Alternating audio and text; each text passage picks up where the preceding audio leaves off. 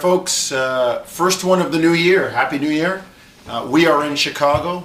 A banged-up Raptors squad tonight going against, Eric, a very, very good Bulls team. I believe they're 13-2 at home. Chicago, 13-2 in their last 15. One of the 3 or 4 best home teams in the East and certainly the NBA.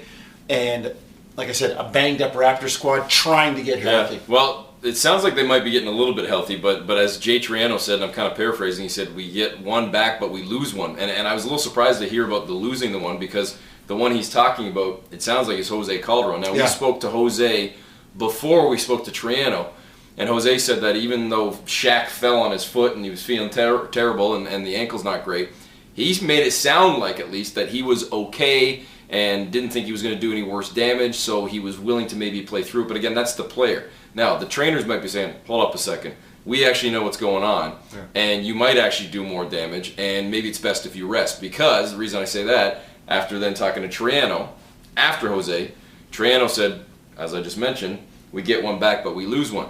So I said, well, what do you mean? He says, well, it doesn't look like Jose is going to go. He'll be a game time decision. We'll see if he's able to practice this morning.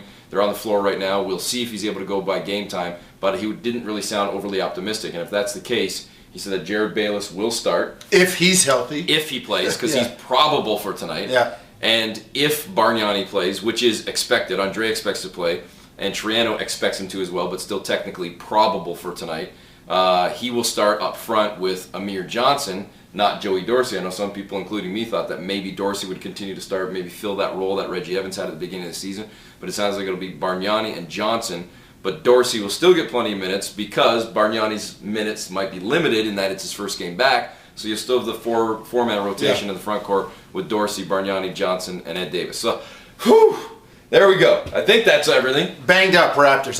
That's all we can say, and they're on the mend. And you know, in Bargnani in particular, you know, how much do you expect from him? I talked to PJ Carlissimo. You hopefully hear some of that. But you will. We have a pregame show tonight, so you'll hear it. But you know, a guy who's finely tuned, missing 4 games, coming back, his conditioning, his timing. It's not like, as PJ said, it's not like he's a defender and a rebounder strictly. He's an offensive guy, and the timing's going to be hurting a little. But look, without Bargnani over the last 4 games, scoring is down about 12 points a game. Field goal percentage is under 44%. They're only shooting, numbers according to Johnny Russ and the Ace Statman, 18% from 3. Yeah. And you and I were talking about this on the ride to and from practice. It's not like Bargnani's shooting the 3, because he's not in the top 50. Taking a lot less this year. He's not in the top 50 for the first time in his career in 3-pointers made or attempted. But his presence attracts double teams, which allows shots and open looks for other guys, especially from beyond the arc, and they're not getting those. So, you know, who knows what to expect from Bargnani, and that's why I think you're going to see, as you said, Eric, the 4-man rotation with the bigs. That being said, man, the Chicago Bulls are flying right now. They are one of the best teams in the East, and they are a tough team right now, particularly because of their defense. Thibodeau comes over from Boston with all that defensive stuff, and oh yeah, by the way, offensively, he's got Rose, Dang, Boozer. He's got guys who can play offense. They're tough. I mean, they're one of the best defensive teams, and Toronto's going to find it hard to score tonight, even with Bargnani back. Impressive to me that they're doing it without one of their better defenders as well in terms of the front court. And Joakim Noah, exactly, a good rebounder and defender, and they're just continuing to roll on without him. And just think, you know, I was saying this to Jack Armstrong in our little pregame chat that you hear as well. By the way, DeMar DeRozan, PJ Carlissimo, Andrea Bargnani, Jack Armstrong, and more in the pregame show. You're not going to get more than that on any other pregame show, folks. The fact that Jack was saying, and we were chatting about it, Jonesy, just think of the luxury, in a sense, that the Bulls had in that they were able to draft a good young player like Derrick Rose. Yes. They already had a player like Dang, who's been in the system for a while. They got another good player in Noah. And even in spite of all that, they were that close to missing the playoffs last year, and in the woulda, coulda, shoulda world, Toronto probably should have taken care of their business on their home floor and eliminated the Bulls last year. That didn't happen. Chicago gets into the playoffs. Even though they bow out early, they make a decent run. Experience, right?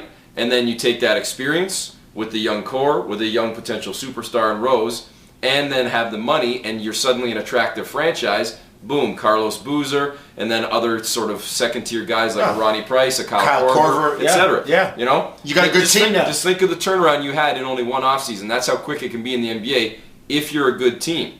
That's the thing. Or if you show potential to be a good team. Exactly. Because what if the Bulls lost last year and missed the playoffs? They're still got Derrick Rose. They still got Joakim Noah.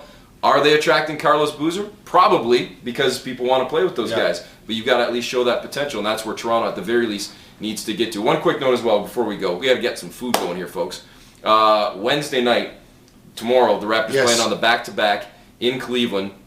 No pregame show, 7 o'clock tip. But that game will be heard on 1150 CKOC because the World Junior Gold Medal game, Russia-Canada, is on the Fan 590 and on the Fan Radio Network.